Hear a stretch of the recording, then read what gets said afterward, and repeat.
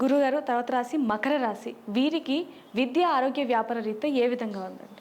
మకర రాశి వారికి 7.5 సంవత్సరాల శని బాధ అనేది ఒకటి ఉందమ్మా. అలానే 4వ స్థానంలో ఉండేటువంటి గురుగ్రహ బాధ కూడా కాస్త బాధించేటువంటి విషయం.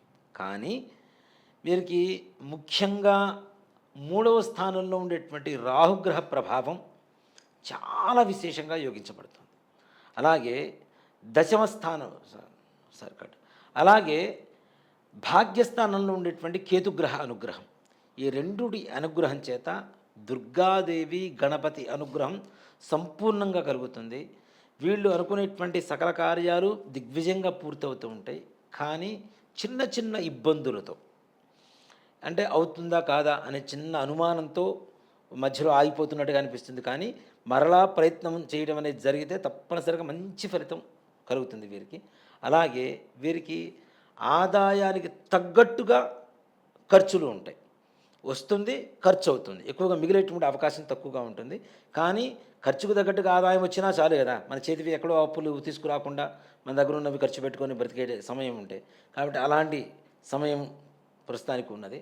అలాగే సినిమా రంగం వారికి, రాజకీయ రంగం వారికి కూడాను సంపూర్ణంగా అనుకూలంగా ఉండేటువంటి సమయం అనే చెప్పాలి వీరికి. వీళ్ళకి ఏంటంటే ముఖ్యంగా యుద్ధ కాముకులు, అంటే కేతుగ్రహ అనుగ్రహం ఏదైతే ఉందో తప్పనిసరిగా వీళ్ళ ప్రయత్నం ఏదైతే ఎదుటి వాళ్ళ మీద మనకి ఇప్పుడు ఇద్దరు ఉన్నారమ్మా, ఒక సినిమా ప్రయత్నాలు ఇద్దరు చేస్తున్నారు. వీళ్ళల్లో ఈ రాశి వాళ్ళు ఎవరైతే మకర రాశి వాళ్ళు ఉంటారో వీళ్ళకి తప్పనిసరిగా అనుకూలంగా వీళ్ళకి అవకాశాలు రావడం ఇట్లాంటివి బాగా జరుగుతూ ఉంటాయి. అలాగే రాజకీయ నాయకులు కూడాను వీరు శత్రువు మీద జయాన్ని పొందేటువంటి అవకాశం సంపూర్ణంగా కనబడుతుంది. విద్యార్థులు కూడా మంచి ఉత్తీర్ణతతో ఉంటారు. ఉద్యోగస్తులకు కూడా ప్రమోషన్స్కి మంచి సానుకూలమైనటువంటి సమయంగా చెప్పవచ్చు. చిన్న ప్రయత్నాలతో మంచి స్థానానికి వెళ్తూ ఉంటారు. వాళ్ళ ఉద్యోగస్తులు ఉన్నతాధికారుల మన్ననలు పొందుతూ ఉంటారు. అలానే గవర్నమెంట్ ఉద్యోగస్తులు ఎవరైతే ఉంటారో వీళ్ళకి స్థానచలనం కలుగుతుంది. కానీ స్థానచలనం కూడాను వీళ్ళకి అనుకూలంగా ఉంటూ ప్రమోషన్స్తో కలిగేటువంటి అవకాశం కలుగుతుంది. కాబట్టి విశేషమైనటువంటి యోగం కలుగుతుంది. వీరికి అంతో కొంతో బాధ కలిగించేటువంటి గ్రహం ఏమిటి అంటే శనీశ్వరుడు. దీనివల్ల వాహన ప్రమాదాలు జరిగేటువంటి అవకాశాలు ఉన్నాయి. ముఖ్యంగా ఈ మోకాళ్ళ దగ్గర నుంచి కింద పాద భాగం వరకు దెబ్బలు తగిలేటువంటి అవకాశాలు ఉన్నాయి. కాబట్టి తగిన జాగ్రత్తలు అవసరం. ఇనప వస్తువుల వల్ల కావచ్చు, ఎక్కువగా మగవాళ్ళు వాడేటువంటి ఇనప వస్తువులు ఏమిటి, వాహనాలే కదా. కాబట్టి వాహన ప్రమాదాలు కూడా కొంచెం జాగ్రత్త.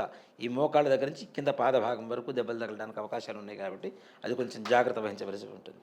వీరు కూడా తప్పనిసరిగా ఈ నల్ల నువ్వులు, బెల్లం ఇందాక మనం చెప్పుకున్నాం. అలానే నల్ల నువ్వులు, బెల్లం మెత్తగా దంచేసి గోమాతకి నివేదనగా పెట్టేసి ఆ గోగ్రాసాలకు ఎంతో కొంత ధనాన్ని సమర్పించుకొని వీరు కూడా శివాలయానికి వెళ్ళి, శివాలయంలో ముఖ్యంగా ఈ మారేడు దళాలు ఏవైతే ఉంటాయో వాటితో పాటుగా శర్కర, పంచదార అంటాం కదా, షుగర్, ఈ షుగర్ని ఈశ్వరుడికి సమర్పించమని చెప్పండి. రోజు అభిషేకం చేస్తుంటారు కదా, ఈ అభిషేకం చేయడానికి అభిషేకం చేస్తూ ఉంటారు కదా, ఈ అభిషేకం చేయడానికి రోజు సరిపడా, ఈ నెల మొత్తానికి సరిపడా శర్కర స్వామివారికి ఇవ్వమని చెప్పండి. తప్పనిసరిగా వివాహం అవుతుంది. రావాల్సిన డబ్బులు చేతికి అందుతాయి. అలాగే వచ్చిన డబ్బులు కూడా సవ్యంగా ఖర్చు అవుతూ ఉంటాయి. ఉన్నత ఉద్యోగం, ఏదైనా కుటుంబంలో ఉండేటువంటి చిన్న చిన్న కలహాలు ఏమైనా ఉంటే అవి కూడా దోష పరిహారమే. ఆ పరమేశ్వరుడు అనుగ్రహం చేత దివ్యంగా ఉంటుంది. ధన్యవాదాలు గురుగారు. శ్రీమాత్రే నమః. శ్రీ గురుభ్యో నమః.